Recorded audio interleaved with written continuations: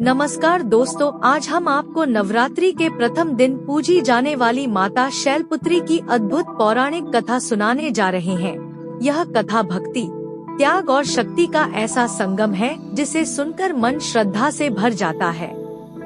प्राचीन काल की बात है, जब सृष्टि में देवताओं और असुरों के बीच संतुलन बना हुआ था। उसी समय एक महान और तेजस्वी राजा हुए जिनका नाम था दक्ष प्रजापति। दक्ष बहुत विद्वान थे, लेकिन उन्हें अपने ज्ञान और शक्ति पर अत्यधिक घमंड था। कुछ समय बाद उनके घर एक दिव्य कन्या का जन्म हुआ जिसका नाम रखा गया सती। यह कोई साधारण बालिका नहीं थी, बल्कि स्वयं आदि शक्ति का अवतार थी। उनके जन्म के समय पूरे महल में दिव्य प्रकाश फैल गया और देवताओं ने आकाश से पुष्प वर्षा की। बचपन से ही सती का मन भगवान शिव की भक्ति में लगा रहता था। वह हर समय शिव का ध्यान करती थी। जैसे जैसे वह बड़ी होती गई, उनकी भक्ति और भी गहरी होती गई।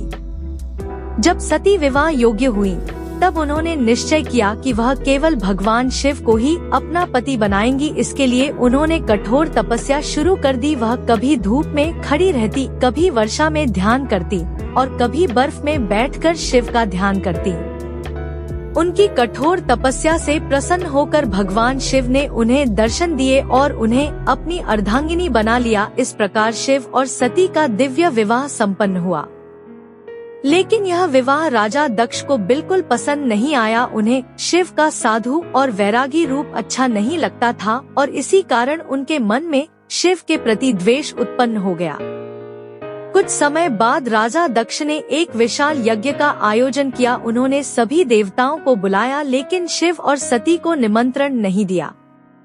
जब सती को यह बात पता चली तो उन्होंने यज्ञ में जाने का निश्चय किया। शिव जी ने उन्हें रोका, लेकिन सती नहीं मानी और अकेले ही यज्ञ में पहुंच गयी।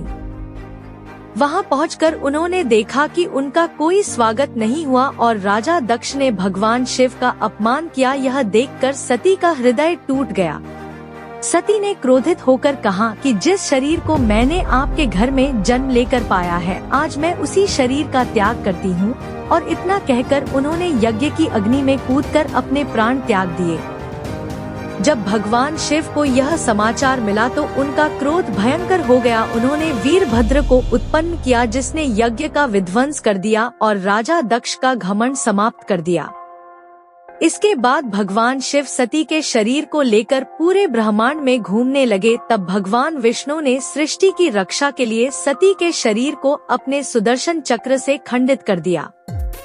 सती ने अगले जन्म में हिमालय के राजा हिमवान के घर जन्म लिया और इस रूप में वह माता शैलपुत्री कहलाई।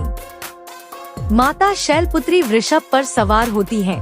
उनके एक हाथ में त्रिशूल और दूसरे में कमल होता है। उनका यह रूप शक्ति और नई शुरुआत का प्रतीक है। नवरात्रि के पहले दिन उनकी पूजा की जाती है और जो भी सच्चे मन से उनकी आराधना करता है, उसे जीवन में शक्ति और सफलता प्राप्त होती है।